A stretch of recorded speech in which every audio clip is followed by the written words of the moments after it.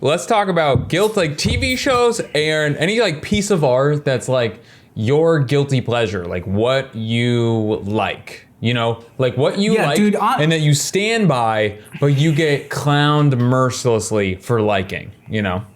Dude, honestly, like when you introed this segment, it made me like, I honestly, this game would be like the reverse for me. I would have to pick out the innocent pleasures because 98% of it is guilty pleasure in my current like COVID quarantine life.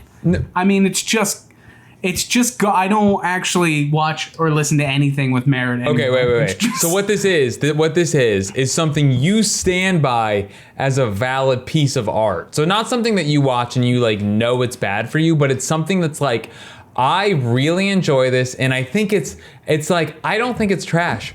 Everyone thinks it's trash, but I think it's good, you know? Like, I like this, and I lose all credibility with my taste in anything when I tell people I like this. Yeah.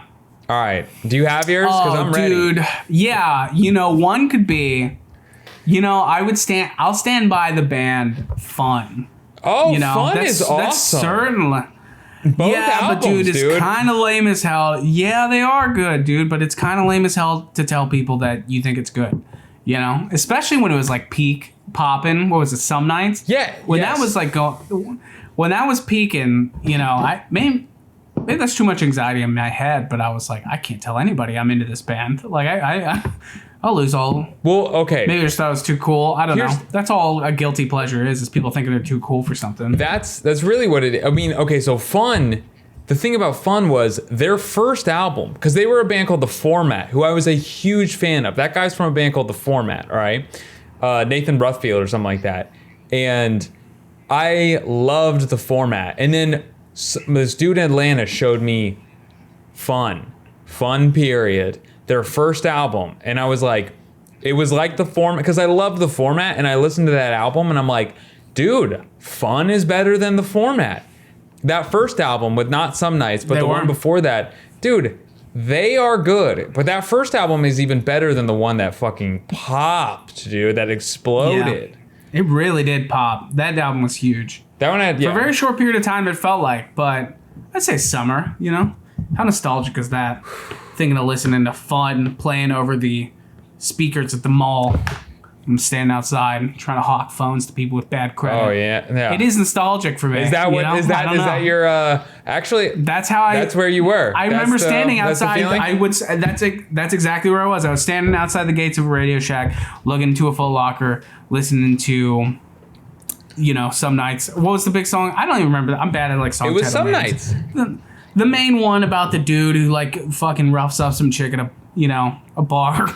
Some bro. I don't know. It was very, actually, now looking back on it, it's a very like rapey song, I feel like. There were a lot of gray area. You know what's funny? That song I don't listen to. Like I never listened to it, right? Oh yeah. I mean, I don't even know what it's about. Like, I know I know the hook, but that's all. But the other okay, you know what? That song on that album. So I liked the whole album, but like what song what really brought me in, because I would listen to the alternative radio station out here in LA. This was like 7 or 8 years ago when I first moved out here. And it was like, dude, it was rough, dude. I would say the most interesting time of my life was that time, but it was only interesting because it was so shitty, dude. It was so bad. Yeah. But like, I remember coming up over that hill in like over from the Valley in Burbank to LA, and Carry On was playing, and it really, dude, this is cheese dick cornball Fun on literally on the radio playing. It was a moment where, dude, your boy had to carry on. You had to carry on, dude. You had to carry on, and you're like sitting in your car, like crying, like having this emotional moment, thinking about the journey you've made. Yes. And it's like a guy jerking off, like on the corner, and a pink van with like bottomless maids on the side of it, and you're like, this is where I came to be. This is it. On Must I Carry. So I'm setting up shop, my dude. You know, I'm Angelino. You said carry on, dude. Yeah. That's when you started your highly successful bottomless maids company. I did, dude. It's because that song, dude. I respect that. I insist that they play. Well, let's move on from fun. Let's move. All right, that's a segment, dude. Fun is an entire segment, dude. No. Okay. No one. Fun rips though. Fun rips. Fun does rip, rips. but there's so many other things now. No one cares about fun anymore. They're gone. Okay, I still love fun. I still love Nathan Rutfield or whatever his name is. Listen to, I have a rec for the listeners. Listen to the Format Dog Problems. That's another Depressed Joey song that I think people will like. Give me another guilty pleasure. Mine? Okay, so I have two. Yeah. One's a TV. You had a show, One's right? a TV show. One's a music. What's your show? My show is Weeds. Okay? I feel like I get clowned so much for thinking that it was a good TV show. And granted, I did watch it when I was like younger and I didn't have as sophisticated douchey tastes. But like I tell you, Guy, I was enthralled. Like that By Weeds? show. I've never seen it. Dude, that show. I know the premise. Yeah, the whole way through watching that show, because a lot of people dropped off at different times. They dropped off when they were in Mexico. They dropped off like when they moved to see.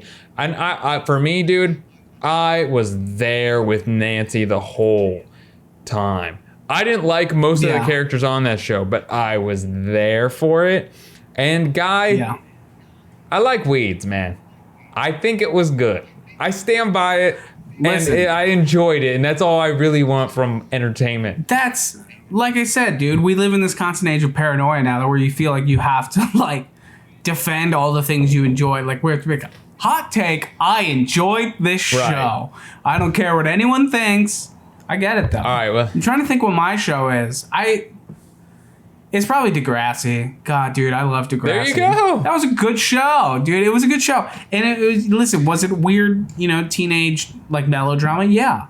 But it launched the career of Drake. He got shot and got put in a wheelchair and started some weird, horrendous rap story. Like, it was like he went to this Kid Elric concert. It was like their version of like, I feel like Kid Rock or something like that. No. A real horrendous storyline changed. And then they were obviously building up to what, he would later go on to do. Maybe they wrote it in because he was interested in, making music. But boy, was it some corny shit for a while. God, was his music in Degrassi horrible. But it was a good show. I stand by it.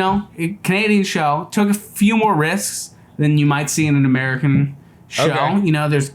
There's kids getting stabbed. There's girls getting abortions. There's like this chick gets gonorrhea from this guy at a party. Yeah, dude, it's insane. They were like hitting hard like in the early 2000s. G, like you talk about Paige out there, like having all these like she would have all this drama with God knows who.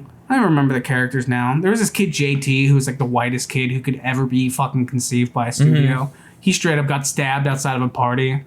Yeah, dude, that's he died. All right. Dude, there you go. And he stole people opiates from a pharmacy from some like weird old grandpa. This is shit I can relate to, man. Abortions, opioid addiction, thefts, school shootings. Yeah.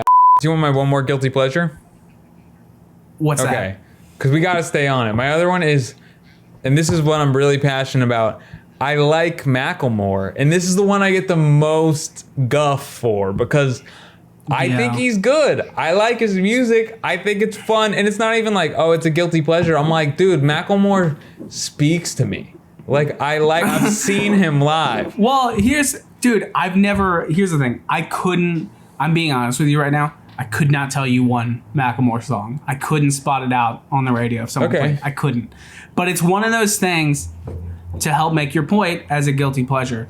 It's one of those things where, like, while I have not heard the music and I don't know the message, I've seen the fan base. Yeah. I've seen it a lot, and it doesn't speak volumes about the art. Well, now, buddy, as a guy... dude. Like, listen, people who say that Nirvana is their favorite band are the most insufferable people you'll ever encounter. So, I don't know, like, where the truth lies, Yeah, well, as a guy that went to a Macklemore show and saw his clientele, gonna be real, man, I felt out of place.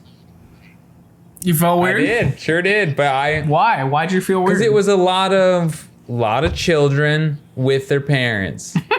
I don't know, That's how I felt at Post Malone. What?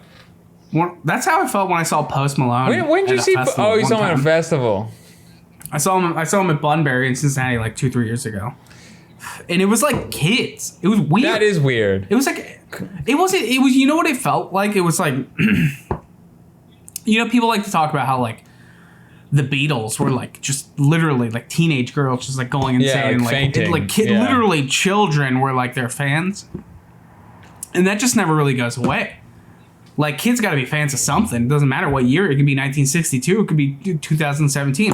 Turned out, in our case, it ended up being this, like, you know, white trash hybrid with some, like, auto-tune effect on his voice. Yeah. You know, crushing Bud Lights on stage like he's Stone Cold Steve Austin singing about getting his heart broke by some chick who worked at a gas station. So I don't, like, listen, dude, art's art, bro. You can't Art, yeah. put that in a box. I get it.